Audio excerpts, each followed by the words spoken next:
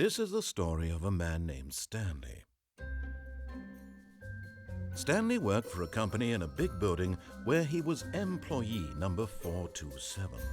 Employee number 427's job was simple. He sat at his desk in room 427 and he pushed buttons on a keyboard.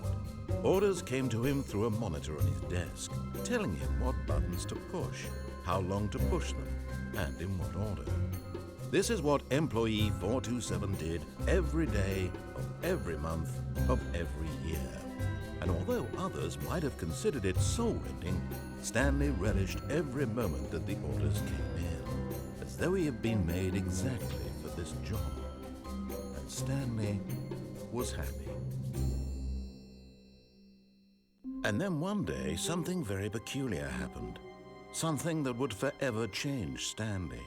Something he would never quite forget. He had been at his desk for nearly an hour when he realized that not one single order had arrived on the monitor for him to follow. No one had showed up to give him instructions, call a meeting, or even say hi. Never in all his years at the company had this happened, this complete isolation. Something was very clearly wrong. Shocked, frozen solid, Stanley found himself unable to move for the longest time. But as he came to his wits and regained his senses, he got up from his desk and stepped out of his office.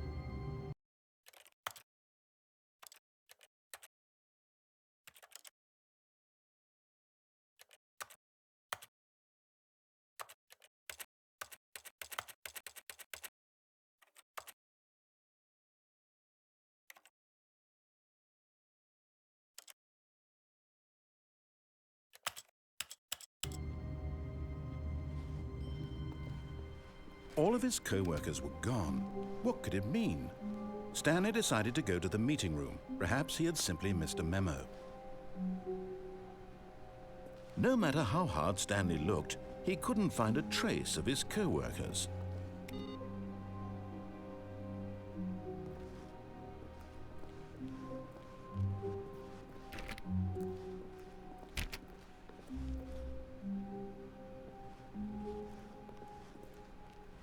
Stanley went around touching every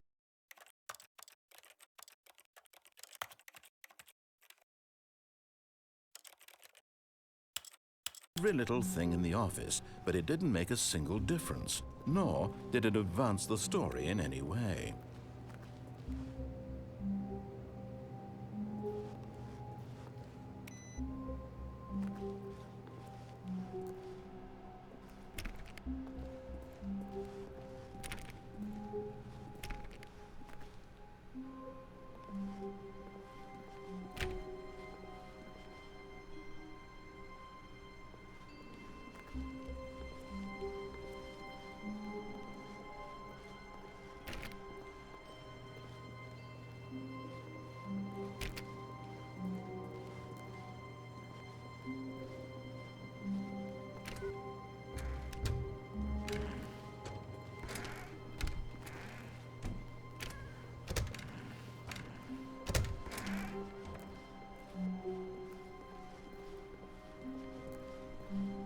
When Stanley came to a set of 2 open doors, he entered the door on his left. This was not the correct way to the meeting room, and Stanley knew it perfectly well. Perhaps he wanted to stop by the employee lounge first, just to admire it.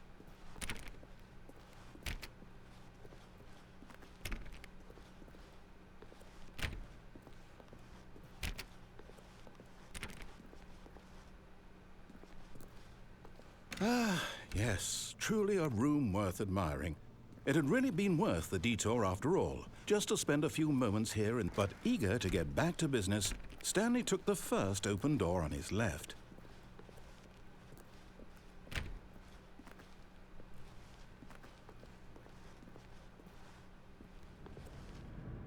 Stanley was so bad at following directions, it's incredible he wasn't fired years ago.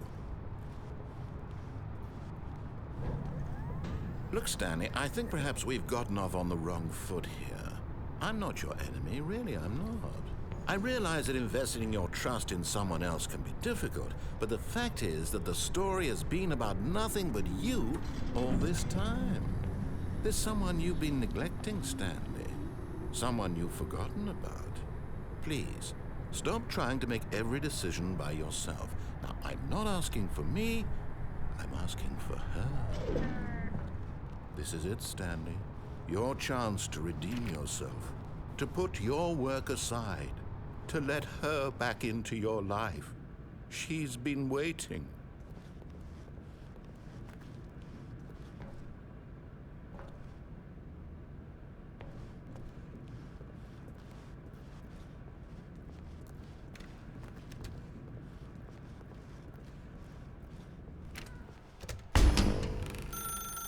That's her, Stanley. You need to be the one to do this, to reach out to her. If you can truly place your faith in another, then pick up the phone.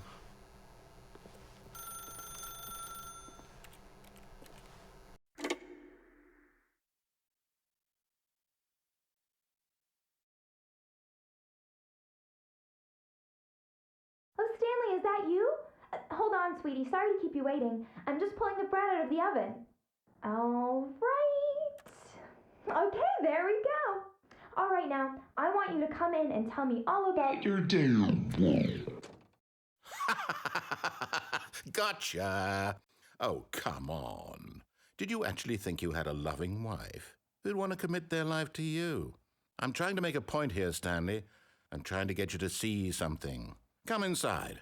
Let me show you what's really going on here.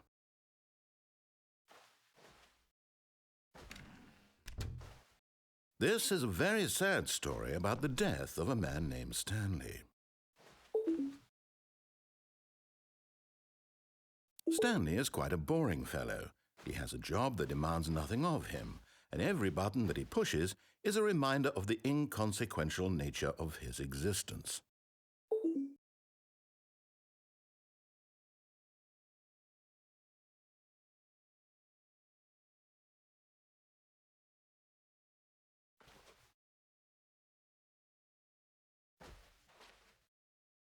Look at him there, pushing buttons, doing exactly what he's told to do.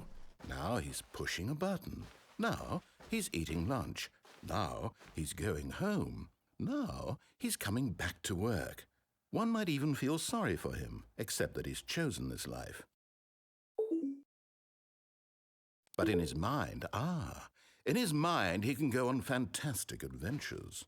From behind his desk, Stanley dreamed of wild expeditions into the unknown, fantastic discoveries of new lands.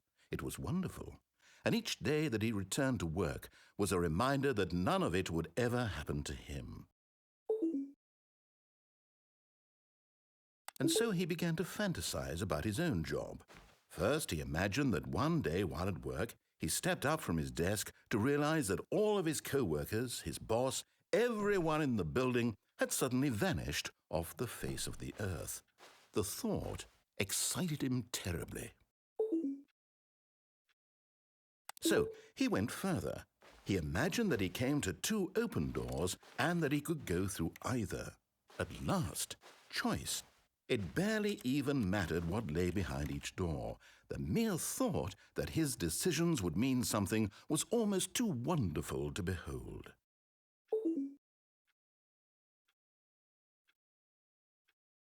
As he wandered through this fantasy world, he began to fill it with many possible paths and destinations. Down one path lay an enormous round room with monitors and mind controls. And down another was a yellow line that weaved in many directions. And down another was a game with a baby.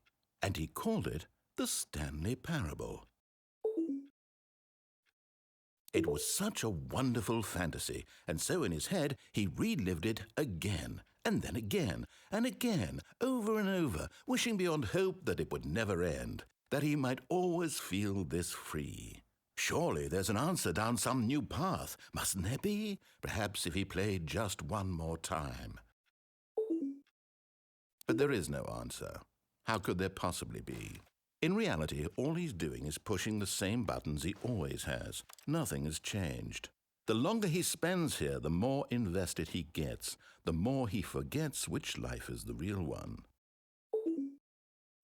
And I'm trying to tell him this, that in this world he can never be anything but an observer, that as long as he remains here, he's slowly killing himself. But he won't listen to me. He won't stop. Here, watch this. Stanley, the next time the screen asks you to push a button, do not do it. You see? Can he just not hear me? How can I tell him in a way that he'll understand that every second he remains here, he's electing to kill himself? How can I get him to see what I see? How can I make him look at himself?